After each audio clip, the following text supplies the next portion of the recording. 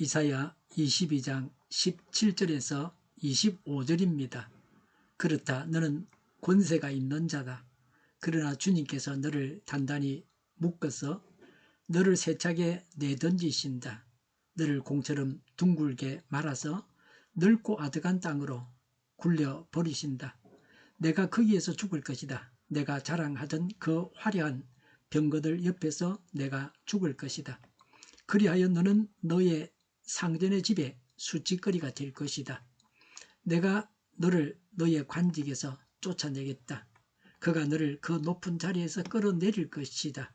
그 날이 오면 내가 hil기야의 아들인 나의 종 엘리야김을 불러서 너의 간복을 그에게 입히고 너의 띠를 그에게 띠게 하고 너의 권력을 그의 손에 맡길 것이니 그가 예루살렘에 사는 사람들과 유다 집안의 아버지가 될 것이다. 내가 또 다윗의 집의 열쇠를 그의 어깨에 둘 것이니 그가 열면 닫을 자가 없고 그가 닫으면 열 자가 없을 것이다. 단단한 곳에 잘 박힌 목같이 내가 그를 견고하게 하겠으니 그의 가문이 영예를 빛낼 것이다. 그의 가문의 영광이 그에게 걸릴 것이다. 종지에서 항아리에 이르기까지 모든 작은 그릇들과 같은 그 자손과 족속의 영광이 모두 그에게 걸릴 것이다. 만군의 주님의 말씀이다. 그 날이 오면 단단한 곳에 잘 박힌 못이 삭아서 부러져 떨어질 것이니 그 위에 걸어둔 것들이 산산조각이 날 것이다. 이것은 주님께서 하신 말씀이다. 아멘. 이 본문은 유다의 국내 대신이었던 셈나의 타락과 그를 대신에 세워진 엘리야김에 대한 심판과 소명을 다루고 있습니다. 내 손에 쥔 열쇠, 누구를 위해 쓸 것인가? 화려한 성공지에 가려진 위기를 보게 됩니다. 우리는 흔히 높은 자리에 오르고 권세를 얻는 것을 복이라고 생각합니다. 하지만 성경은 그 자리가 복이 될지 화가 될지는 그 자리에 앉은 사람의 태도에 달려 있다고 경고합니다. 모세가 출애굽의 지도자지만 가나안 땅에 못 들어갔죠. 정신을 차려야 됩니다. 하나님 앞에서 바짝 긴장하고 있어야 합니다. 오늘 본문에는 대조적인 두 인물이 등장합니다. 자기 영광을 위해서 무덤을 파던 국내 대신 셈나와 하나님의 집을 떠받치는 자로 부름받은 엘리야김입니다. 오늘 말씀을 통해서 우리가 가진 은사와 직분 그리고 인생의 열쇠를 어떻게 사용해야 하는지 나누고자 합니다. 세상 권세가 얼마나 허무한가 보여줍니다. 왜 권세의 자리에서 올라가는가도 보여주고 있습니다. 이 말씀이 주는 교훈을 명심하면 하나님께서 귀하게 사용하시는 일꾼이 될 것입니다.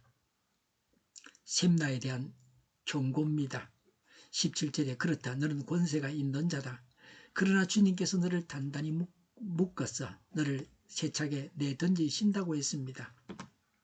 셈나가 이방인으로서 교만하게 왕의 행세를 하고 있어서 하나님께서 심판하시겠다고 하십니다. 셈나가 피하지 못하도록 치밀하고도 철저하게 심판하시겠다는 말씀입니다. 18절에 너를 공처럼 둥글게 말아서 넓고 아득한 땅으로 굴려버리신다. 내가 거기에서 죽을 것이다. 내가 자랑하던 그 화려한 병거들 옆에서 내가 죽을 것이다. 그리하여 너는 너의 상전의 집에 수치거리가 될 것이다. 라고 했습니다. 셈나가 여호와의 심판을 받아서 여러 사람의 놀이기구인 공과 같이 웃음거리와 놀림감이 된 후에 이방 한적한 곳으로 추방당하게 될 것임을 말씀합니다. 이것은 이방인으로 교만한 죄를 범한 그에게 적절한 심판이었습니다. 셈나의 상전은 히스기야 왕입니다. 셈나는 친이집트파의 두목이었습니다. 셈나는 하나님보다는 이집트를 더 의지하도록 부추겨서 하나님의 심판을 받게 한 장본인입니다. 19절에 내가 너를 너의 간직에서 쫓아내겠다. 그가 너를 그 높은 자리에서 끌어내릴 것이다 라고 했습니다. 셈나의 죄에 대한 하나님의 심판의 구체적인 방법입니다. 셈나가 자천됩니다. 셈나는 궁중에서 가장 높은 자였습니다만 사내립이 예루살렘을 침공할 당시에는 원래 그의 지위보다 훨씬 낮은 서기관이었습니다. 대신에 엘리야김이 그 자리를 차지해서 국내 대신이 되었습니다. 하나님 말씀이 이루어졌습니다. 하나님의 예언대로 되었습니다. 당시 국내 대신이었던 셈나는 오늘날로 치면 대통령 비서실장이나 국무총리에 해당하는 막강한 실권자였습니다. 그러나 그는 국난의 위기 속에서도 자기 가문의 영광을 위해 높은 곳에 호화로운 묘실을 팠습니다. 하나님은 셈나를 말아 던지시되 곰같이 각막한 곳에 던지실 것이라고 말씀하십니다. 여기서 셈나를 향한 하나님의 진노를 봅니다. 하나님이 주신 영향력을 개인의 사욕과 허영을 위해서 사용하는 자는 결국 그 자리에서 쫓겨나 부끄러움을 당하게 됩니다. 내가 서 있는 자리가 나의 능력이 아닌 하나님의 허락하심임을 잊지 말아야 합니다.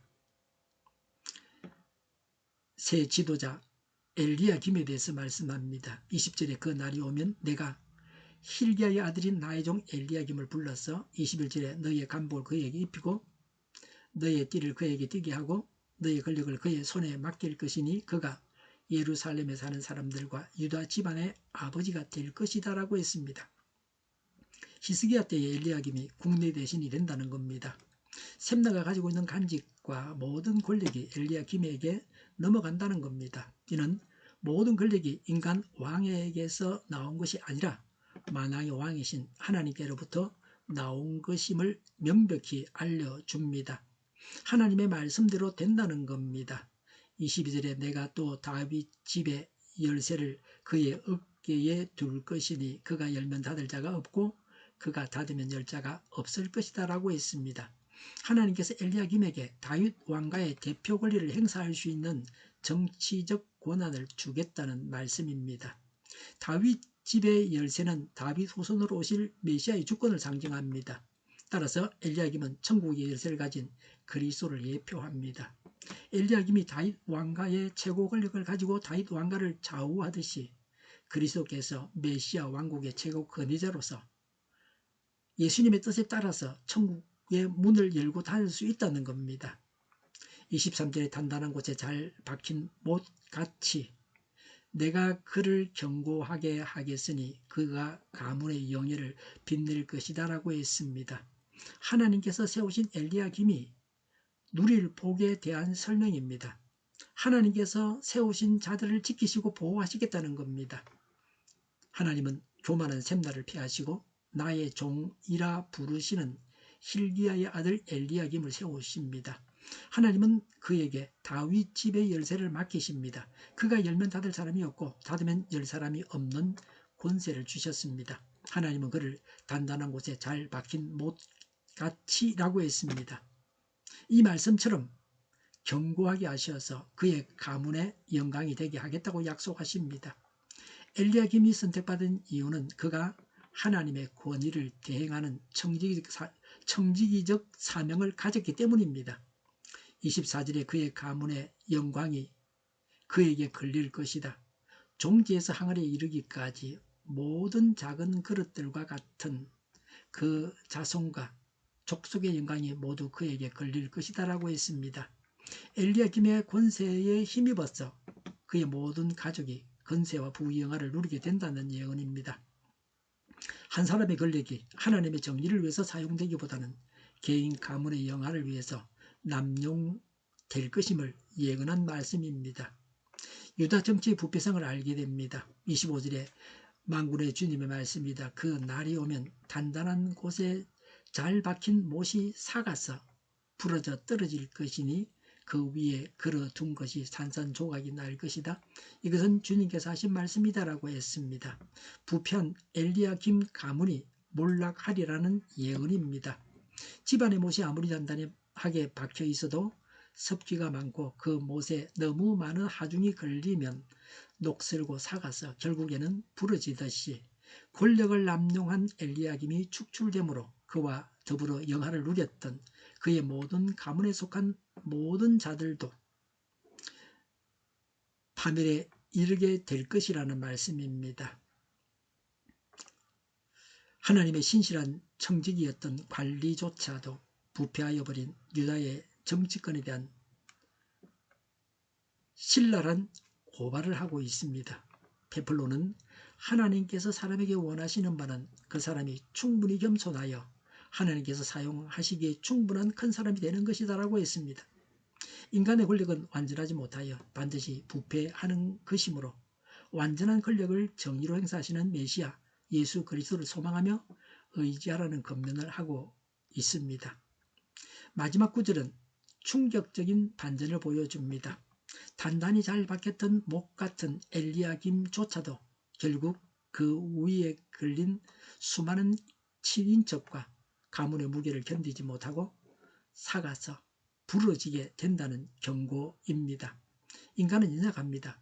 아무리 신실한 지도자라도 인간인 이상 주변의 기대와 혈연, 지연의 무게에 눌려서 타락하거나 무너질 수 있다는 것을 말씀하고 있습니다. 우리는 사람을 의지할 것이 아니라 오직 변하지 않는 유일한 다윗의 열쇠를 가지신 예수 그리스도만을 온전히 바라보아야 합니다.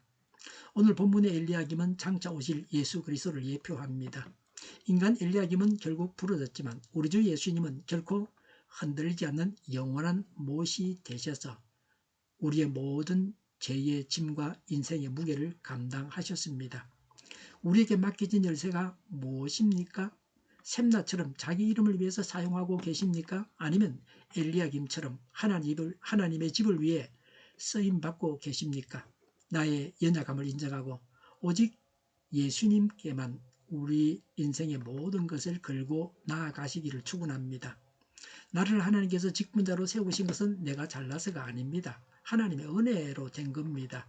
이런 겸손한 마음을 가지고 하나님을 확고하게 의지하면서 하나님께서 주신 권세를 바르게 사용해서 하나님의 정의를 세워야 합니다. 예수님을 늘 주인으로 인정하며 살아가야 합니다. 기도하겠습니다. 하나님께서 주신 권세를 바르게 사용하고 하나님의 정의를 세우겠습니다. 주인이신 예수님을 따라서만 말하고 행동하며 살아가겠습니다. 온 세상에 교회 탄압법이 없어지게 하옵소서. 저희를 불쌍히 여겨 주옵소서. 저희를 악에서 보호하옵소서. 하나님의 뜻이 이 땅에서 이루어지게 하옵소서. 저희의 간구에 응답하여 주옵소서. 기도하기를 쉬지 않게 하옵소서. 저희의 필요를 채워 주시옵소서. 오늘도 차고 넘치는 복된 삶을 살게 하옵소서. 감사와 찬양을 하나님께 돌려드리며 예수님의 이름으로 기도드립니다. 아멘.